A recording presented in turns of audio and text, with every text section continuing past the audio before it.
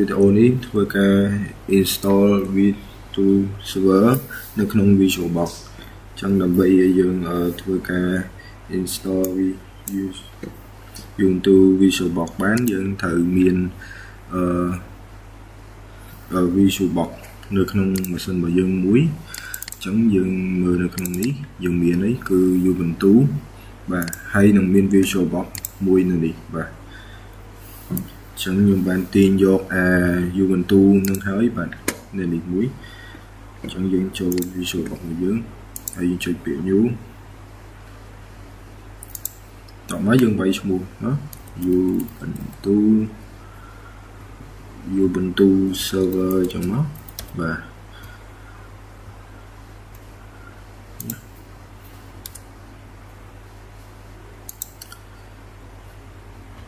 ហើយកន្លែងនេះយើងហៅដាក់ file folder ចឹងយើងហៅវាយើងដាក់ងាយស្រួលក្នុងការស្វែងរកវាចឹងខ្ញុំដាក់ nether id បន្តមកគឺចុចនៅក្នុង link នេះតោះខ្ញុំ select folder បាទនឹងវាស្រួលតិចបាទហើយយើង select image ដែលយើងបាន download តោះមកយើងហៅ image មិញហ្នឹងតែយើងបាន download ហ្នឹងគឺនៅក្នុង link នេះហើយ OK មកបាទ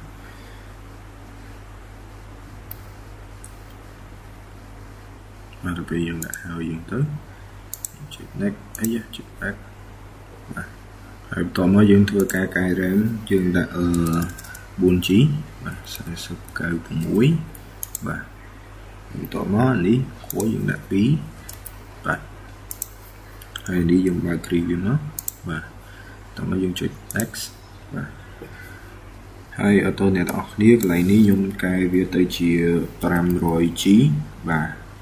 ហើយបន្តមកចុច next summary បាទឃើញចឹងហើយយើង finish វាមកយើងនឹងបាន Ubuntu server មួយបាទ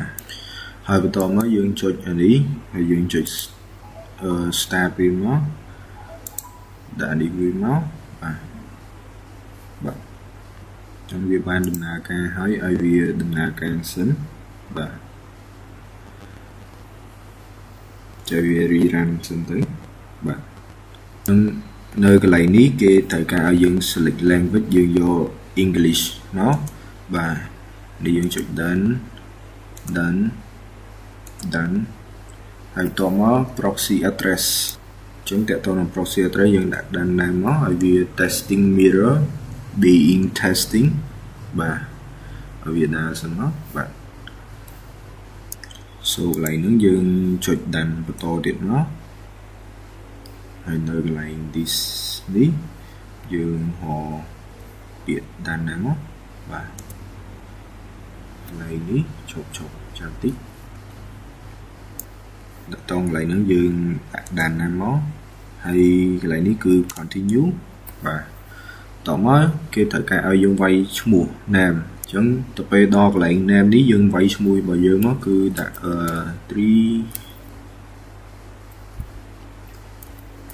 លៀងស្រេងបាទហើយ server name ដាក់ឈ្មោះយើងណាមកបាទដាក់ 3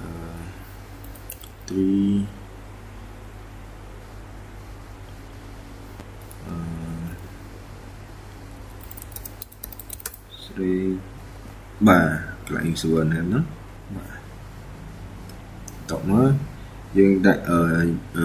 username pick username ដាក់ទៅឈ្មោះ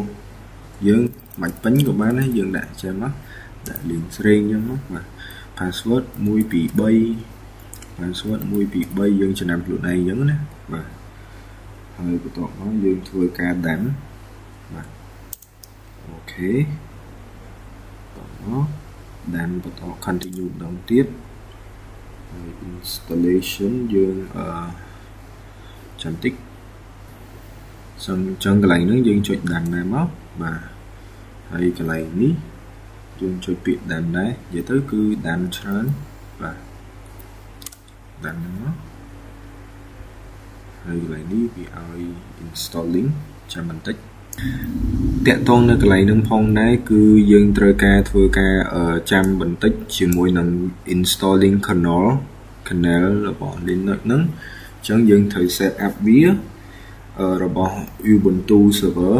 នៅក្នុង VirtualBox ហ្នឹងតាមពិតទៅ VirtualBox ហ្នឹងក៏ដូចជា virtual machine ដែរឬក៏យើងអាចហៅបានថា VMware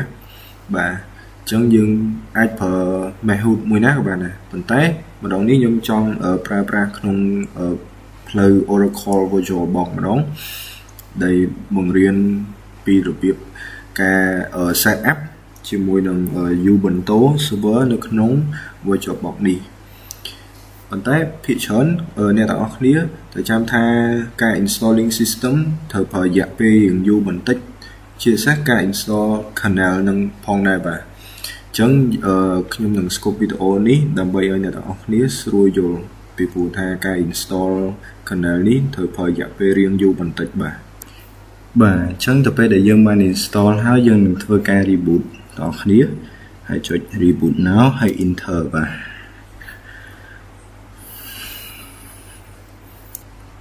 ាទចង់ឲ្យវា rerun ម្ដងទៀតមកតាក់ទងនឹង VirtualBox នៅក្នុង server ហ្នឹងហើយតបមកយើងនឹងចេញ interface នៅក្នុង Ubuntu ដែលយើងបានបង្កើតមិញហ្នឹងយើង login ហ្នឹងអញ្ចឹងនៅកន្លែងហ្នឹងគឺដូចអាមិញដែលយើងបាន set up ហ្នឹងយើងត្រូវគេឲ្យយើង set up កន្លែងហ្នឹងអញ្ចឹងយើងដាក់មកទៅពេលមិញហ្នឹងយើងដាក់អីគេ username ដាក់លៀងស្រេងបាទហើយ enter password 123បាទអញ្ចឹងយើង enter វាមកបាទអញ្ចឹងវាដំណើរការដោយជោគជ័យហើយដោយគេ welcome យើង welcome to Ubuntu version 24.03 Linux បាទហើយ this program is include with a Ubuntu system with free software extracting distract term of each program described in the individual file user share doc ហើយនឹង copyright បាទ Ubuntu come with an absolutely no warranty to the extent permitted by application law to run command ហើយបាទ to run command administrator user root use studio and commands អីចឹងទៅបាទមាន detail បាទហើយបន្តមកយើងដាក់ចេះដាក់ថា who am I យើងដាក់ចឹងណាបាទចុងមកយើងឈ្មោះគេខ្ញុំគឺជាអ្វីខ្ញុំឈ្មោះលៀងស្រេងបាទហើយបន្តមកយើងចង់សួរគេទៀតដូច password pwd បាទចឹងដាក់មកវាមាន home ហើយនឹងលៀងស្រេងបាទហើយបន្តមកយើងចង់ run command sudo ហើយបន្តមកយើងដាក់ sudo apt update ហើយបន្តមកគេសួរ sudo password ហ្នឹងអញ្ចឹងយើងដាក់ password វាមកឲ្យយើង enter វាក៏បានដែរបាទអញ្ចឹងយើងសាក enter វាសិនបាទចុចបន្តិចបាទអញ្ចឹងយើងដាក់ password វាមកsorry try again ចាំតិចបាទទៅពេលយើងដាក់ password 1 2 3ចឹងមកវានឹង run វា run ឃើញ interface បែបនេះហើយទៅពេលអញ្ចឹងយើងឃើញហើយគឺនៅក្នុងកន្លែងហ្នឹងយើងបានដាក់run password ហើយវាមាន list upgrade to system បាទអញ្ចឹងកន្លែងនេះផងដែរយើងដាក់sudo apt ហើយបន្តមកយើងវាយយើងមើលកន្លែងនេះយើងដាក់ update បាទអញ្ចឹងកន្លែងហ្នឹងយើងចាំតិចហើយបន្តមកយើង enter វាមកវា run បាទ sudo apt update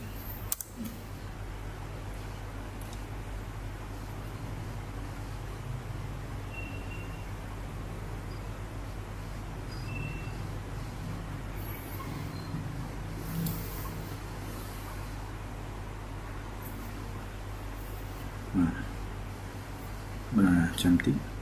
ដាក់យកមកហើយយើង search sudo apt ហើយ update មកបាទវាដាក់ extension តមក create to system បាទតើតនៅកន្លែងហ្នឹងយើងត្រូវប្រើប្រាស់ sudo apt ហើយនឹង upgrade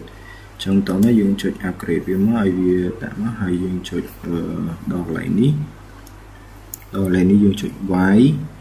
ហើយតមកយើងចុច continue ឲ្យវាដើរដំណើរការបន្តិចនឹងសិនទៅបាទ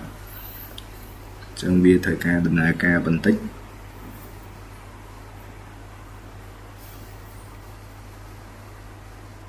ចូលវាដើរហើយបាទ